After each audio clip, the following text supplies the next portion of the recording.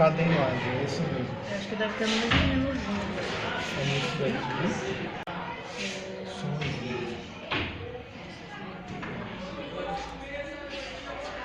Eu só preciso que ele... Não, ele de vídeo já costuma funcionar mais. Não, esse daqui é bem melhor. É bem melhor. Esse Aí eu acho você que vai fazer o milagre da holografia.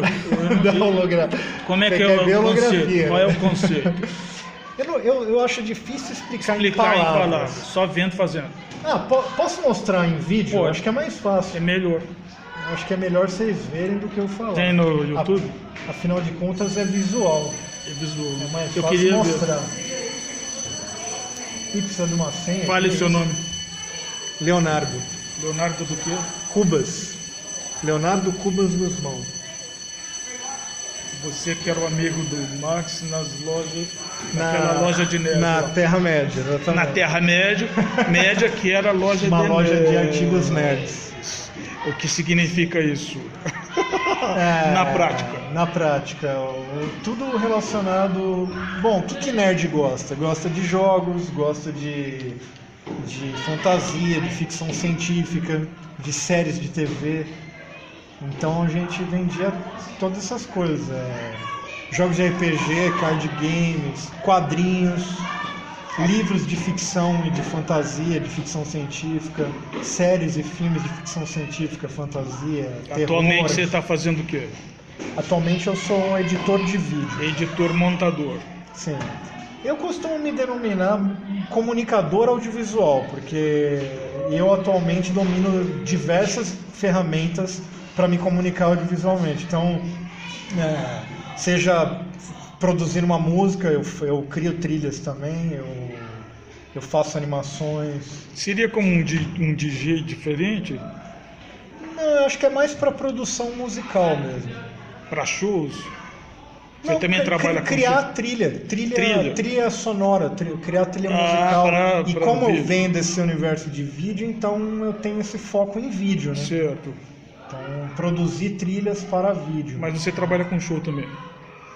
Eu trabalhei, esses últimos 2 anos que passaram, eu trabalhei com show e eventos em geral, mas mais com vídeo, por causa do videomapping. Certo. É com esse conceito que você trabalha num show, por exemplo? Videocenografia, né? Videocenografia. Videocenografia. Muito Então, legal por isso. exemplo,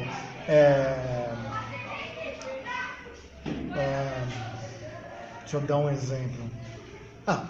Um exemplo fácil de dizer. Tem lá o quadro do Faustão, a Dança dos Famosos. Vamos falar de uma coisa que todo mundo conhece, mas, né? A parede ali, tem um monte de imagens, né, em movimento, tem uma cenografia que é composta por vídeo. Aquilo é uma videocenografia. A videocenografia pode ser feita com projeção mapeada, ou seja, você pode criar uma cenografia física, né? Eu trabalhei com um grupo que a gente criava a cenografia do zero, então a gente criava desde o conceito da cenografia, fazia a cenografia mesmo em madeira, em MDF, pintava ela, criava o conteúdo, mapeava, fazia tudo. Então você pode fazer... Depois projetava isso. Depois projetava. Mas pode também ser feita uma cenografia com LED, por exemplo, com telão LED, com tela LED, que não é uma projeção, porque é ele que gera a luz. Mas o conceito de criação de conteúdo é o mesmo. A gente precisa aperfeiçoar nessa área. E seria legal se você pudesse voltar outras vezes aqui, até para trabalhar com os conceitos de cenografia virtual, de vídeo, né? Porque os nossos alunos estão fazendo produção audiovisual, mas ainda precisam aperfeiçoar essas coisas. Inclusive eu trabalhei numa série, uma série da Netflix, o 3%. O 3% você trabalhou? Você fez o que lá?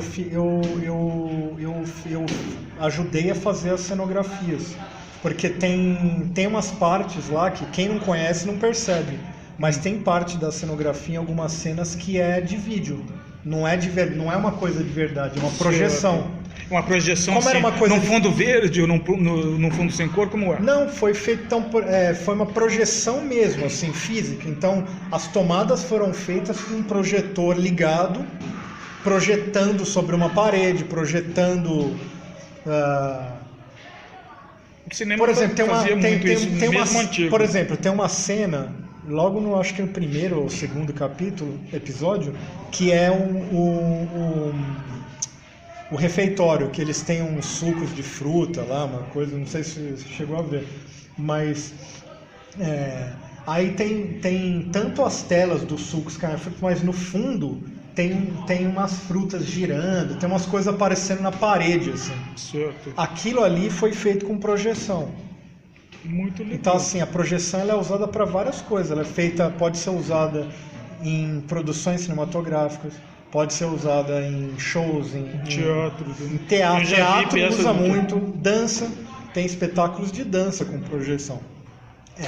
Tem muito. Você acha que aqui numa escola como essa é possível os alunos aprenderem um conceito e começarem a aplicar dentro desse contexto de escola?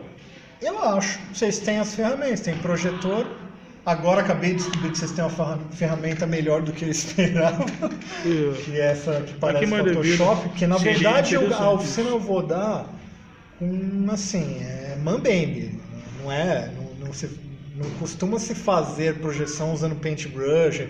Normalmente a gente usa After Effects, usa programas específicos. Porque eles trabalham com vetor. Você pode fazer com qualquer coisa. O que eu quero provar é que a projeção mapeada, a gente sempre brincou. Pô, dá um paintbrush que a gente faz paintbrush. Eu quero provar isso aqui, que dá pra fazer. Porque o importante é só uma técnica. O importante é quem faz e não o equipamento. Na ferramenta. Eu sempre brinco, os outros falam, você edita no quê? Eu edito em qualquer coisa. Me dá um movimento. Se tiver um movimento. Porque é na cabeça que a gente faz, né? Até, né? A linguagem continua sendo a mesma. E as ferramentas podem ser... Então, assim, claro que vai ser limitado. O Paintbrush só trabalha com bitmap. Né? O ideal é você poder usar vetor. Com vetor você consegue ter muito mais precisão de recorte. Você consegue fazer recortes rebuscados. Assim. Você me dá qualquer rococó aí, dá para recortar traçando paths, né? Que ele usa vetores. Esse programa que tem aqui parece que tem. Se tiver, vai ser lindo. Aí dá para fazer coisas mais complexas. Mas não tem porquê, né? Vocês têm projetor, vocês têm a ferramenta, mesmo que a mais básica. Não vai dar para a gente fazer coisas muito complexas, conteúdos ultra complexos, mas dá para a gente trabalhar o conceito. A gente pode fazer o objeto acender e apagar. Isso já é legal.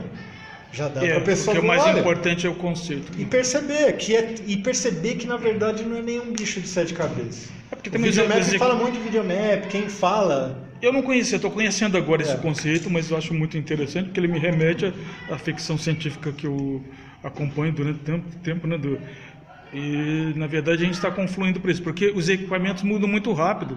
Em 2, 3 anos aparecem coisas que a gente nem supunha que existiria, né? Então, mas o que é permanente? Os conceitos. Exatamente. Porque o conceito estético de arte, de show, de teatro, de dramaturgia, de documentário, permanecem, os equipamentos é que mudam. A linguagem também não muda tanto assim, porque os princípios estéticos são os mesmos. Você falou de videoarte. O que está dentro da nossa cabeça. Você falou de videoarte, a videoarte pode muito ser bem usada no videomapping. O videomapping é só uma técnica. Ele é só uma janela, é uma forma de janela. O jeito de fazer é o mesmo. Você pode fazer uma animação, mas você pode fazer, por exemplo, usar as técnicas do cinema, filmar, fazer coisas com câmera mesmo, e projetar num objeto, ao invés da tradicional tela de cinema. Isso foi então, o caso dessa série que você falou do Netflix aí. No caso dessa, não, né? No caso dela, a cenografia foi feita com vídeo e ela foi filmada. Então foi o vídeo filmando o vídeo, né? Foi tipo uma metalinguagem até. Mas o que eu digo é que, por exemplo, dá para se pensar em formas com a técnica do videomapping, dá para você pensar em formas, pensando em cinema, por exemplo, novas formas de fazer cinema. Então, por exemplo, estava contando para o Márcio que eu trabalhei usando o videomapping. Eu trabalhei numa mostra, por exemplo, em obra de arte também usada. Eu trabalhei numa feira de artes em São Paulo, a SP Arte. Trabalhei para uma artista plástica lá, uma performer, e a obra que eu trabalhei era uma das poucas que não estava à venda. Chama 35 Fragmentos. É uma gasto performance, né? Era uma sala escura com uma mesa no centro, tinha várias cabeças de manequim mesmo, assim, no centro da mesa, distribuídas. Algumas delas eram bolos comestíveis em forma de cabeça. Tudo não tinha forma nenhuma, quer dizer, não tinha imagem, era tudo liso. Aí é que entra o videomapping.